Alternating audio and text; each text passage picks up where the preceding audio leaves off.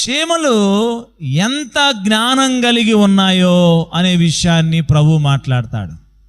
ఇక్కడ 30వ అధ్యాయంలో అయితే అంటాడు, బలహీనమైనటువంటి జీవులు అనే మాట అంటాడు. ఏమండి, చీమలు బలము లేని జీవులు. అయితే వాటిని చూసి కొన్ని పాఠాలు దేవుడు మనతో నేర్చుకోమని చెప్తున్నాడు. ఆ పాఠాలు ఏంటో ఒక 4 విషయాలు నేను మీకు జ్ఞాపకం చేస్తాను. మొట్టమొదటి విషయం ఏంటంటే, చీమల్లో మనకు కనిపించేటువంటి విషయాలు ఏంటంటే, చీమలు ఎప్పుడైనా రెస్ట్ తీసుకోవడం మీరు చూసారా? చెప్పండి. కదలకుండా రెస్ట్ తీసుకోవడం మీరు ఎప్పుడన్నా చూసారా? నేను చూశానన్న వాళ్ళు చేయి చూపించండి. చీమలు రెస్ట్ తీసుకోవడం నేను చూశానండి అన్నవాళ్ళు. చీమలు ఎప్పుడు మనం చూసినా కానీ ఏం చేస్తూ ఉంటాయి? వెళ్ళే పనిలోనే ఉంటాయి, వచ్చే పనిలోనే ఉంటాయి. అవునా కాదా? పలకండి అవునని. వెళ్ళే పనిలోనన్నా ఉంటాయి, వచ్చే పనిలోనన్నా ఉంటాయి, కానీ కొద్దిసేపు రెస్ట్ తీసుకుందామనే ఆలోచన వాటికి ఉండదు. అంటే చీమలకు ఉన్నటువంటి ఒక లక్షణం ఏంటంటే, అవి కష్టజీవులు. కష్టపడతాయంట. అవి కష్టపడేటువంటి జీవులుగా నిరంతరం కష్టపడతానే ఉంటాయి. రాత్రి అయింది కదా పండుకుందామనే ఆలోచన వాటికి ఉండిద్దా? పొద్దుగూకింది కదా కాసేపు రెస్ట్ తీసుకుందామనే ఆలోచన వాటికి ఉండిద్దా? మీరు చీమలను ఎప్పుడన్నా చూడండి, అవి వెళ్ళే పనిలోనే ఉంటాయి. వెళ్ళే పనిలో వచ్చే పనిలోనే ఉంటాయి. కాబట్టి చీమలు నిరంతరం కష్టపడేటువంటి జీవులుగా ఉన్నాయి. ఈ రోజున వాటిని చూసి మనం నేర్చుకోవలసినటువంటి పాఠం ఏంటంటే, కష్టపడడం నేర్చుకోవాలి. చెప్పండి, ఏం చేయాలండి? మనం కష్టపడి పని చేయడం మనం నేర్చుకోవాలి. అందుకని అక్కడ అంటాడు, ఈ 6వ అధ్యాయం 6వ వచనంలో, ఇప్పుడు చదవమ్మా 6:6లో, సోమరి చీమల యొద్దకు వెళ్ళుము, వాటి నడతను కనిపెట్టు. సోమరోడా, వాటి నడతను కనిపెట్టు. అవి ఏం చేస్తున్నాయి? ఎప్పుడు కూడా కాసేపు రెస్ట్ తీసుకుందామని చెప్పేసి అనుకోవడం లేదు. నిరంతరము కష్టపడతానే ఉన్నాయి, పనిచేస్తానే ఉన్నాయి. వాటి నడతను కనిపెట్టు. దాని నడతను చూసి కొన్ని విషయాలు నేర్చుకో.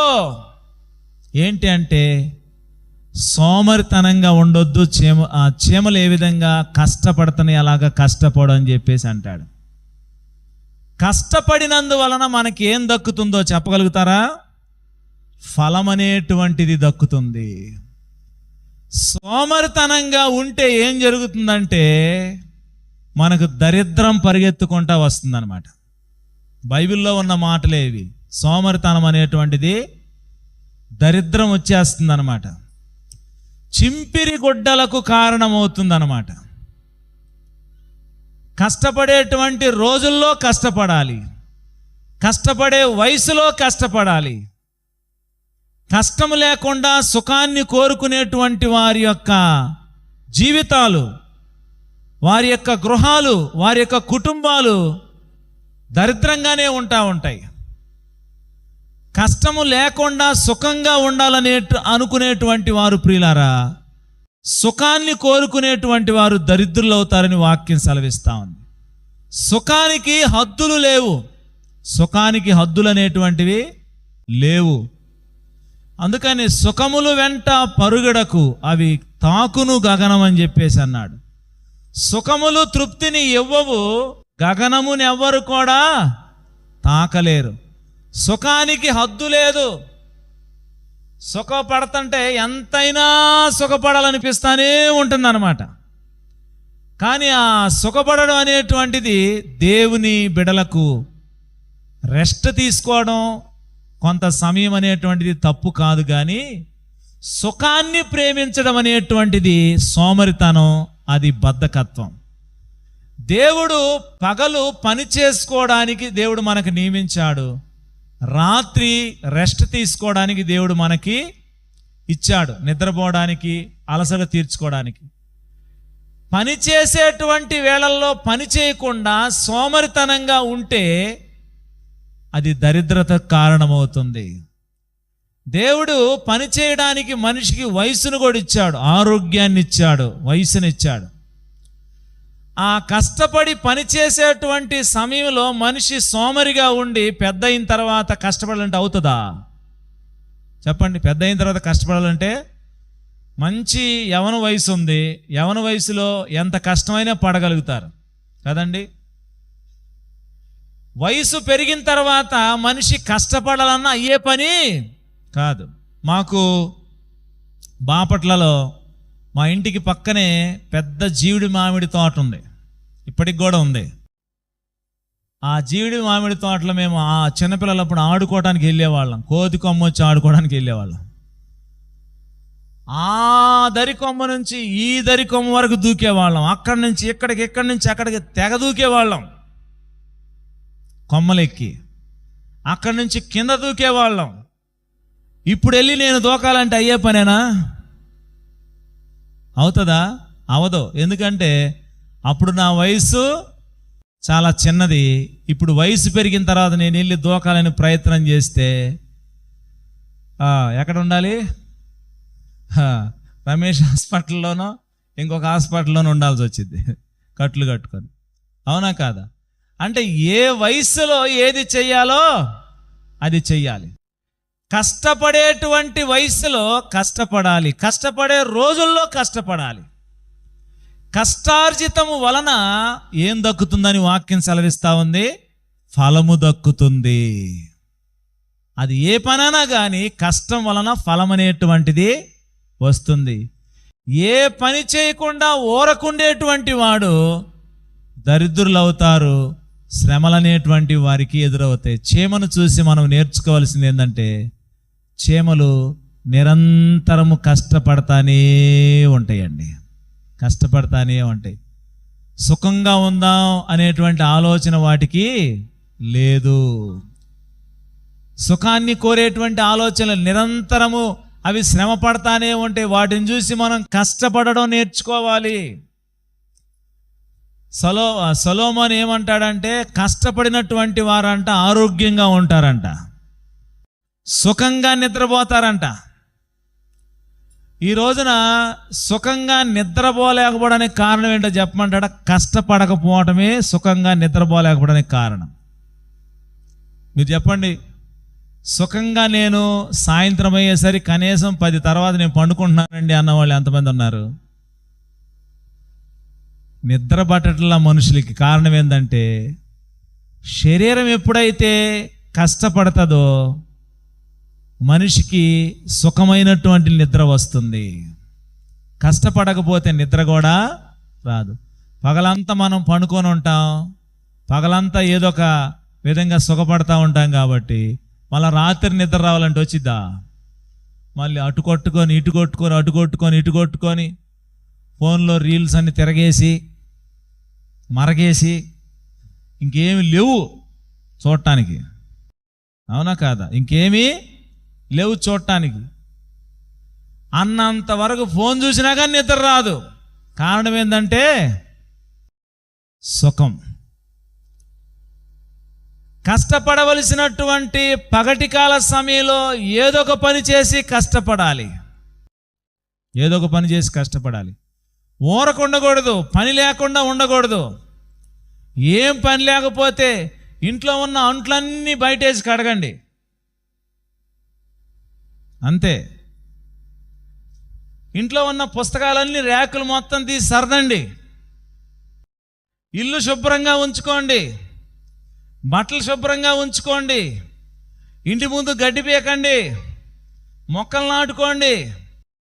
ఏదో ఒక పని కల్పించుకొని పని చేయండి, ఏదో ఒక పని కల్పించుకొని పని చేయండి. అంతేగాని ఊరికినే ఉంటే దాని వలన ఏం కలుగుతుందంటే బద్ధకం ఏర్పడుతుంది, సోమరితనం ఏర్పడుతుంది, దానివల్ల దరిద్రత అనేటువంటిది వస్తుంది. చీమలను చూసి మనం నేర్చుకోవాల్సింది ఏంటంటే, అవి కష్టపడుతూ ఉంటాయి. కష్టపడవలసిన వయసులో కష్టపడకుండా మనం సుఖపడితే తర్వాత కష్టపడవలసి వస్తుంది. ఆ తర్వాత కష్టపడదామన్నా నీ వల్ల కాదు, కానీ బాధను శ్రమను ఎదుర్కొనవలసి ఉంది. రెండో విషయం, చీమలు కష్టపడతాయి. కాబట్టి దాన్ని చూసి మనం నేర్చుకోవాల్సిన పాఠం ఏంటంటే కష్టపడడం నేర్చుకోవాలి. కష్టపడటం అనేటువంటి దేవుడు మనకి ఒక శాపంగా పెట్టాడు, తెలుసా మీకు? కష్టపడకుండా సుఖంగా బ్రతకడం అనేది లేదు దేవుని బిడ్డలకి. ఆదాము హవ్వలకి ఏదేను తోటలో ఏ పని చేయకుండా సుఖంగా ఉండేవాళ్ళు పాపం. ఆ ఫలాలను తెచ్చుకొని తినేవాళ్ళు, దేవునితో సహవాసం చేస్తూ ఉండేవాళ్ళు. అయితే దేవుడు వద్దన్న పని చేశారు, ఆజ్ఞను అతిక్రమించారు. అందుకని దేవుడు ఆదాముతో ఏమన్నాడు? నీవు కష్టపడి నేలను సేద్యం చేస్తావు, నువ్వు చెమట కారుస్తావు, అప్పుడే నీకు అది ఫలం ఇస్తుంది. ఇప్పటిదాకా అది లేదు, ఇక నుంచి మొదలైద్దని చెప్పేసి దేవుడు కష్టపడమని ఆదాముకి అది ఒక శాపంగా ఇచ్చాడు. ప్రియమైన దేవుని బిడ్డ, కాబట్టి కష్టపడకుండా ఉండేటువంటి వారు దేవుని చిత్తానికి వ్యతిరేకంగా ఉండేటువంటి వారు, దేవుని ఉద్దేశానికి వ్యతిరేకంగా ఉండేవారు. ఆ తర్వాత రెండో విషయం ఏంటంటే చీమలు చూసి మనం నేర్చుకునేటువంటి విషయం, చీమలు ముందు చూపు కలిగినటువంటివిగా ఉంటాయంట. చెప్తున్నారా, వింటున్నారా? చీమలకి ఏముండిద్దంట? ముందు చూపు ఉండిద్దంట.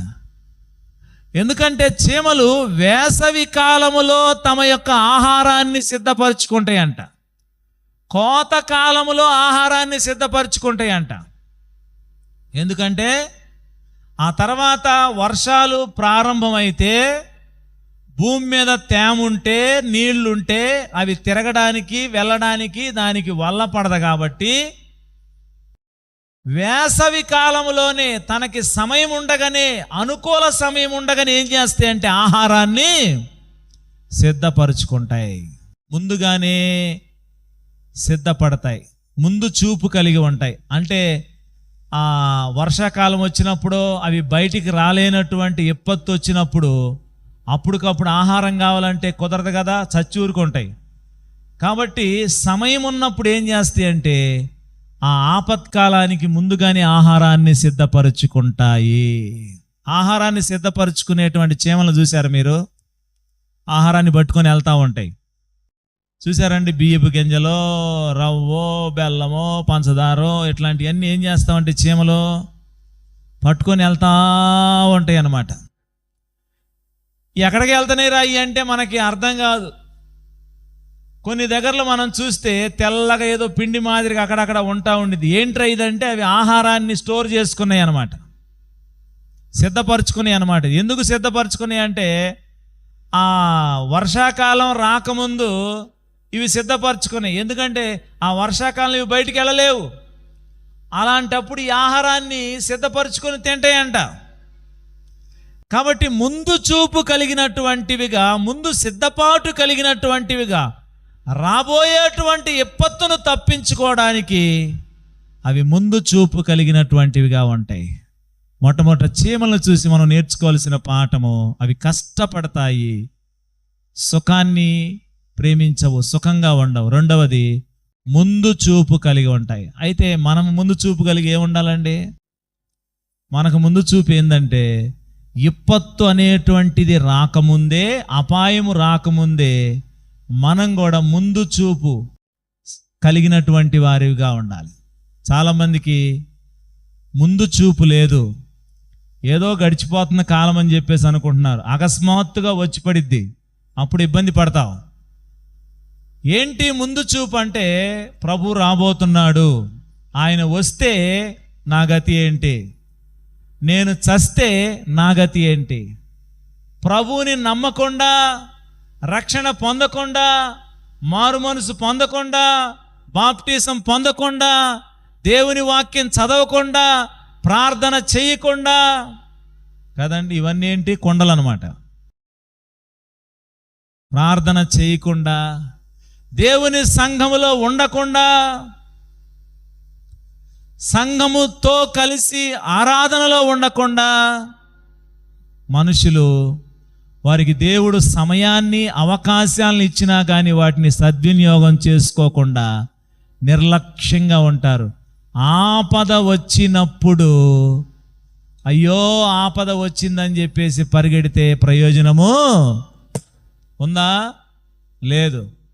మీలో కొంతమందిని రక్షణ పొందండి, మారు మనసు పొందండి, బాప్టిజం తీసుకోండి, ప్రభు రాకడ కొరకు సిద్ధపడండి అంటే అలాగా కాలయాపన చేస్తూ ఉన్నారు. ఏమైద్దిలే అబ్బా, నేను బతికే ఉన్నాను, ప్రభు ఇంకా రాలేదు, చూద్దాంలే అన్నట్టుగా ఉంటారు. నేను బతికే ఉన్నాను, ప్రభు కూడా ఇంకా రాలేదు, చూద్దాంలే, అంత సడన్గా వచ్చిద్దని చెప్పేసి అనుకుంటున్నారు. ప్రభు రాకడ ఎలాగుండిద్దో దేవుని వాక్యంలో చెప్పబడింది. గర్భిణీ స్త్రీకి ప్రసవ వేదన వచ్చినట్లు దొంగ ఏ విధంగా అనుకొనని గడియలో వస్తాడో అకస్మాత్తుగా వచ్చి పడద్దంట ఆ దినము. మరణం కూడా అలాగే సంభవిస్తుంది. మరణం కూడా అలాగే సంభవిస్తుంది. ఈరోజు నువ్వు చచ్చిపోతావని, ఫలానా రోజు దాకా ఉంటామని ఏమైనా గ్యారంటీ ఉందా? మానవునికి మరణానికి గ్యారంటీ అనేది ఏమి లేదు కదా. మరి చావుకి నీవు ఖచ్చితంగా చెప్పలేవు, ప్రభు రాకడా ఖచ్చితంగా చెప్పలేవు, ఎప్పుడు వచ్చి పడుతుందో తెలియదు. రెండు అయితే ప్రభువుని నమ్మకుండా, రక్షణ పొందకుండా, మారు మనసు పొందకుండా, బాప్టిజం పొందకుండా ఈ లోకాన్ని విడిస్తే నరకానికి వెళతావని తెలిసిన నీవు ఎప్పత్తు ఉందని తెలిసినప్పుడు ఏం చేయాలి? ముందు చూపు కలిగి ఉండాలి. చీమలకి ముందు చూపు ఉంది, అప్పుడు చూద్దాంలే అని చెప్పేసి పొట్టలో వెళ్ళి పొడుగుడు సరిపోయింది అనుకుంటున్నావు ఏంది? అప్పుడు చూద్దాంలే అనుకుంటున్నారు కొంతమంది. చూసేదేమీ లేదు ఇంకప్పుడు, బయటకు వచ్చే వల్ల లేదు ఇంకప్పుడు కదా. కొంతమందితో ప్రభు మాట్లాడుతున్నప్పటికీ మనస్సాక్షిని కఠినం చేసుకుంటున్నారు. దేవుని మాటలు వింటూ నిర్లక్ష్యంగా ఉంటున్నారు. చూద్దాంలే అని చెప్పేసి అనుకుంటున్నారు. అకస్మాత్తుగా ఆ దినం వచ్చి పడిద్దంట. అకస్మాత్తుగా వచ్చి పడిద్దంట. అకస్మాత్తుగా మరణం సంభవిస్తే ఏం జరుగుతుంది? ఏమండి ఏం జరుగుతుంది? చీమలు ముందు చూపు కలిగి ఉంటాయి. రాబోయేటువంటి విపత్తును పసికట్టి సిద్ధపాటు కలిగినటువంటివిగా ఉన్నాయి. వచ్చినా పర్వాలేదు, ఇప్పుడు వర్షాలు వచ్చినా పర్వాలేదు, వరదలు వచ్చినా పర్లేదు, ఎందుకంటే నేను రెడీగా ఉన్నాను, నేను ఆహారం మొత్తం సిద్ధపరుచుకున్నాను కాబట్టి నాకేమి భయము లేదు. చీమలను చూసి మనం నేర్చుకోవలసినటువంటి సిద్ధపాటు ఏంటంటే, అవి వేసవి కాలములోనే, కోత కాలములోనే తమ ఆహారాన్ని సిద్ధపరుచుకుంటాయి అంట. అంటే ఆపద విపత్తు రాకముందే సిద్ధపరుచుకుంటాయి. రెండవది. మూడో విషయం చెప్తున్నాను, చీమలు ఐక్యత కలిగి ఉంటాయంట. దేవునికి స్తోత్రం చెప్పండి, బిగ్గరగా చెప్పండి, నాకేం పట్టింది అన్నట్టుగా గట్టిగా చెప్పండి. చీమలు ఏం కలిగి ఉంటాయండి? ఐక్యత. ఎట్లా తెలుస్తుంది చీమలు ఐక్యత కలిగి ఉంటాయని? ఏదైనా ఒక పురుగు చచ్చిపోయింది అనుకోండి, ఆ పురుగు చచ్చిపోతే ఒక చీమ వెళ్ళి దాన్ని కదిలించగలిగిద్దా? కదిలించలేదు. ఏదైనా కొంచెం బలమైనటువంటి ఆహార పదార్థం కింద పడింది అనుకోండి, ఒక చీమలు దాన్ని కదిలించలేదు. కానీ ఈ చీమలు కొన్ని ఒకటి కంటే ఎక్కువగా కొన్ని అక్కడ వచ్చి చేరతాయి. ఆహార పదార్థం చాలా పెద్దగా ఉంటుంది, కానీ ఈ చీమలన్నీ కలిసి గుంపుగా దాన్ని నెట్టుకొని వెళ్ళగలుగుతూ ఉంటాయి. చూసారా మీరు ఎప్పుడన్నా ఈ సన్నివేశం? చూస్తే ఈసారి ఫోటో తీయండి. అందరి దగ్గర సెల్ ఫోన్లు ఉన్నాయి, ఫోటో తీయండి. ఎందుకంటే దాదాపు ఉదాహరణకు చెప్తాను, అంత బెల్లం గడ్డ ఉంది అనుకుందాం, ఇంత ఉంది బెల్లం గడ్డ. చీమ ఎంత ఉంటుంది చూపించడానికి కూడా చేత కాదు, అంతది చీమ. అయితే ఇంత బెల్లం గడ్డను కొన్ని చీమలు వచ్చి అక్కడ చేరితే ఏం చేస్తాయి అంటే అంత దూరం నెట్టుకొని వెళ్తాయి. కొద్దిసేపు ఆగిన తర్వాత చూస్తే ఈ బెల్లం గడ్డ అక్కడ ఉండి తెల్లి. కారణం ఏంటి చెప్పండి? ఆ చీమల్లో ఉన్నటువంటి ఐక్యత. చీమలను చూసి నేర్చుకోమని దేవుడు చెప్తున్నటువంటి పాఠం ఏంటంటే, చీమలు కష్టజీవులు. చీమలను చూసి దేవుడు నేర్చుకోమని చెప్తున్న పాఠం ఏంటంటే, అవి ముందు చూపు కలిగి ఉంటాయి. అప్పటికప్పుడు ఎత్తుక్కోవు, అప్పటికప్పుడు ఎత్తుకోవు. చావు వస్తుంది అనగానే ఇప్పుడు మాట్లాడటానికి కూడా శక్తి లేదు. ఇప్పుడు బాప్టిజం ఏమంటుంది ఒక ఆమె వచ్చి, నువ్వు అనగానే అక్కడ నీళ్లు ఉండొద్దు, నేను చూసి నీళ్లు కూడా ఎండిపోయినాయి. ఇప్పుడు బాప్టిజం ఏమంటుంది, ఎందుకంటే ఆమెకు ఆయాసం వచ్చేసింది. నీకు కుదిరినప్పుడు బాప్టిజం, నీకు కుదిరినప్పుడు రక్షణ కాదు. ముందు సిద్ధపాటు. దేవుడు హెచ్చరిస్తున్నాడు, మాట్లాడుతున్నప్పుడు దానిని మనం తీసుకునేటువంటి వారిగా ఉండాలి. అవి ముందు సిద్ధపాటు కలిగి ఉంటాయి, నిర్లక్ష్యంగా ఉండవు, అనాలోచనగా ఉండవు. ఆపద రాబోతుందని తెలిసి ముందుగానే సిద్ధపడి ఉంటాయి. అవి ఐకమత్యంగా ఉంటాయి, అన్నీ కలిసికట్టుగా ఉంటాయి. నేనెందుకు నెట్టాలి, నేనెందుకు కదిలియాలి అనుకోవు. మనం అందరం కలిసి దీన్ని నెట్టుకొని వెళ్దాము, మనందరం కలిసి దీన్ని ముందుకి నడిపిద్దామని చెప్పేసి చీమల్లో ఉన్నటువంటి ఐక్యతను మనం చూడగలుగుతున్నాం. ప్రియులారా, దేవుని సంఘములో మనకు కావలసింది ఏంటండి? ఐక్యత లేకుండా ఆశీర్వాదం అనేటువంటిది ఉండదు. అది కుటుంబమా, అది ఇంకొకట ఏదన్నా కానివ్వండి, ఐక్యత ఎక్కడైతే ఉండదో అక్కడ ఆశీర్వాదం అనేటువంటిది ఉండదు. భార్యాభర్తల మధ్యలో ఐక్యత, తల్లిదండ్రులు పిల్లల మధ్యలో ఐక్యత, దేవుని సంఘములో ఐక్యత, ఒక పని చేసేటువంటి స్థలములో ఐక్యత అనేటువంటిది ఆశీర్వాదానికి కారణమవుతుంది. ఇప్పుడు నేను మిమ్మల్ని ఒక మాట అడుగుతున్నాను, కళ్ళు తెరిచి జాగ్రత్తగా వినండి. ఐక్యత లేకపోవటానికి గల కారణం ఏంటో చెప్పండి. చీమలన్నీ కూడా ఒకటిగా చేరి ఐక్యత లేకపోవడానికి కారణం ఏమై ఉండాలి? ఐక్యత లేకుండా చెడగొట్టేటువంటి అంశం ఒక్కటే, అహం. ఐక్యత లేకుండా చెడగొట్టేటువంటి అంశం ఏంటంటే అహం. నేను అంటే తగ్గించుకోవడం ఇష్టం ఎక్కడైతే ఉండదో, ఇష్టం లేకుండా అక్కడ ఐక్యత చెడిపోతుంది. తగ్గింపు అనేటువంటిది ఎక్కడైతే ఉంటుందో అక్కడ ఐక్యత ఉంటుంది. ఐక్యత ద్వారా ఆశీర్వాదము కలుగుతుంది. కుటుంబం ఆశీర్వదించబడాలన్నా, బిడ్డలు సంఘములో విశ్వాసిగా నీవు ఆశీర్వాదం పొందాలన్నా ఐక్యత అనేటువంటిది అవసరము. ఐక్యత ఉంటే ప్రియులారా మనం ఏ పనైనా చేయగలుగుతాం కదండి. 3 పేటల తాడు త్వరగా తెగిపోదు కదా. ఒక్క పేటతో గట్టి లాగి చూడండి మీరు, పట్మని వెంటనే తెగిపోద్ది. కానీ 3 పేటలు కలపండి, గట్టిగా ఉండిద్దా లేదా? ఐక్యత అనేటువంటిది ఎంత గొప్ప ఆశీర్వాదం ప్రియులారా. కాబట్టి ఐక్యతను చెడగొట్టేటువంటి అంశాన్ని ఈ రోజున మనలో నుంచి తీసివేయాలి. సహోదరులు ఐక్యత కలిగి ఉండుట ఎంత మేలు, ఎంత మనోహరం. ఐక్యతను కాపాడుకోవాలి మనం. ఐక్యతను కలిగించేటువంటి అంశాన్ని పెంపొందించాలి మనం. ఐక్యతను చెడగొట్టేటువంటి దాన్ని మన మధ్య నుంచి తొలగించాలి. ఐక్యతను చెడగొట్టేవాళ్ళు కూడా ఉంటారా అంటే ఉంటారు. భార్యాభర్తలు బాగుంటే కొంతమంది చూసి ఓర్చుకోలేరు. ఒక్క మాట వేసి వెళ్తారు అంతే. వాళ్ళిద్దరి మధ్యలో ఒక్క మాట వేసి వెళ్తారు. ఇంకా వాళ్ళు తనుకొని చస్తా ఉంటారు, వీళ్ళు మాత్రం పక్కన సంతోషంగా ఉంటారు. ఒక్క మాట వేసి వెళ్తారు అంతే. మీ ఆయన ఏంటి పలానా ఎవరో బండి ఎక్కి వెళ్తున్నాడు, ఒక మాట వేస్తారు, అది పూర్తి కూడా చెప్పరు అంతే. ఒక మాట వేసి వెళ్ళిపోతారు. ఎవరు బండి ఎక్కి వెళ్తున్నారు, పచ్చ చీర కట్టుకున్నట్టుంది. పచ్చ చీర అసలు నాకు లేదే అని ఏమనిద్ది, స్టార్ట్ అయిద్ది. ఇక అసలు వాళ్ళ ఆయన్ని చూసిందో ఎవరు ఆయన్ని చూసిందో ఏమే, మీ ఆయనలాగే ఉన్నాడు అనిద్ది. ఇక ఏమో స్టార్ట్ అయిద్ది. వీళ్ళిద్దరి మధ్యలో ఇక నిద్ర ఉండదు, తిండి ఉండదు, గొడవే ఇక కదా. ప్రియులారా, భార్యాభర్తల మధ్యలో ఐక్యత చెడగొట్టేటువంటి వారిని దూరం చేయండి. ఐక్యతను చెడగొట్టే అంశాన్ని దూరం చేయండి.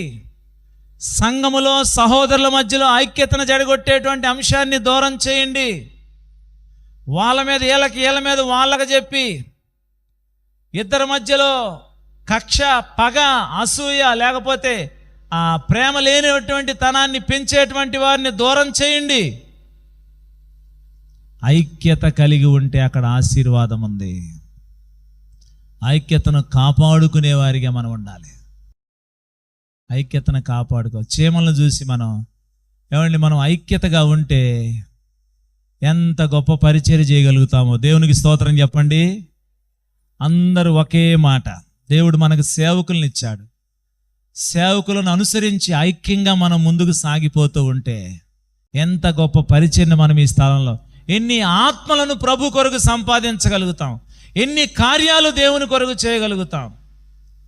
అయితే మనం ఒకవైపున దేవుని పని చేసుకుంటూ ముందుకెళ్తుంటే సాతానుడు ఊరుకుంటాడా? వీళ్ళలో ఎలా చెడగొట్టాలని చెప్పేసి ఐక్యతను వాడు మనుషుల్లోని జ్వరపడతా ఉంటాడనమాట. మనుషుల్లోని జ్వరబడి గందరగోళం చేస్తూ ఉంటాడు. కాబట్టి ఐక్యతను చెడగొట్టే ప్రతి అంశము మన నుంచి దూరం చేసుకోవాలి. వాళ్ళు మనుషులైనా పరిస్థితులైనా ఏదైనా సరే చీమలు ఐక్యంగా ఉంటాయి. మూడో విషయం ఇది, మనం ఐక్యమత్యం కలిగి ఉండాలి. సంఘమంతా కూడా ఏకతాటి మీద ఒక మాటకు లోబడేటువంటి వారిగా ఉంటే అది ఎంతైనా ఆశీర్వాదము. రాబో దినాల్లో మనం ఈ పరిచర్య కాదు, గొప్ప పరిచర్య మనం చూడబోతున్నాం. కారణం ఏంటంటే ఐక్యత వలనే అది సాధ్యం. చివరి మాట చెప్పి నేను ముగిస్తాను. అదేంటంటే చీమల్లో ఉండేటువంటి మరొక లక్షణము పట్టుదల ఉంటుందంట.